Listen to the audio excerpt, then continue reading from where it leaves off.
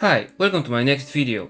This time I wanted to show you how I paint a magazine cover with watercolors.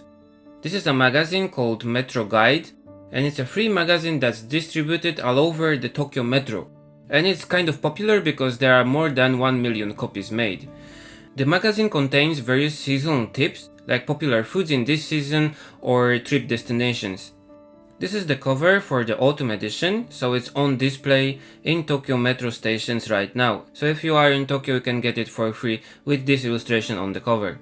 And because this is the autumn edition, they wanted me to do the illustration with the symbolic Japanese red autumn leaves as the main element. Okay, so here you can see me sketching the illustration in PROCREATE again. I don't know, but I have been using the PROCREATE on the iPad Pro a lot for sketching illustrations like this. Somehow it just feels more comfortable. Of course, there's the thing that I can sketch and paint and test my illustration, my ideas everywhere. And with the Wacom tablet and Photoshop, I'm kind of tied to my computer and I have to sit in front of my desk all the time. Also, there's the feeling of the pen on the screen, which is better I think on the iPad, especially after I applied a matte protective film to the screen. So it makes it less like I'm poking a glass screen with a plastic stick and makes the feeling more paper-like. As you know, I also made some custom brushes for PROCREATE for watercolor painting, for watercolor sketching. And you can get those brushes on Gumroad for free. The link is below. I got so much used to them that I like sketching with them a lot, and I return to PROCREATE every time I need to do some concept art sketching for a new project. Okay, so here you can see me color testing the picture. I do it sometimes on more difficult pieces, but also this time I had to send the test colors to the editor, because once I start to paint it with watercolors, I cannot change anything really. Theoretically, I could paint a piece of the picture again and then try to fix it together with Photoshop, but it's kind of hard to do. It's hard to get the same colors, so it always stands out a little bit, and it's better so I don't have to use this.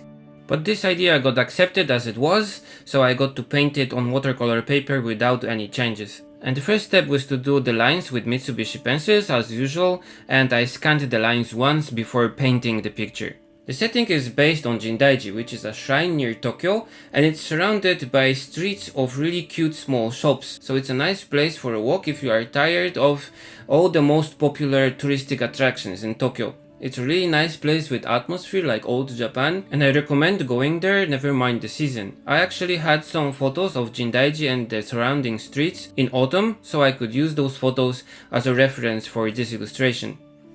They also sell really delicious soba and obanyaki there, so it's always a good spot for additional location hunting. Okay, so here I started coloring the picture with my Schmincek watercolors. Having a digital color sketch for a difficult piece like this helps a lot, because here I can only concentrate on using the watercolors right. Because the magazine cover is kind of big, is the size of a regular newspaper, I had to paint this picture big also. It has a lot of details, so it took a lot of time, especially the trees took a lot of effort. Somehow I enjoyed painting this picture a lot, so I decided to feature most of the painting process, the sped up version here. Feel free to enjoy it, and I'll meet you at the end of the video.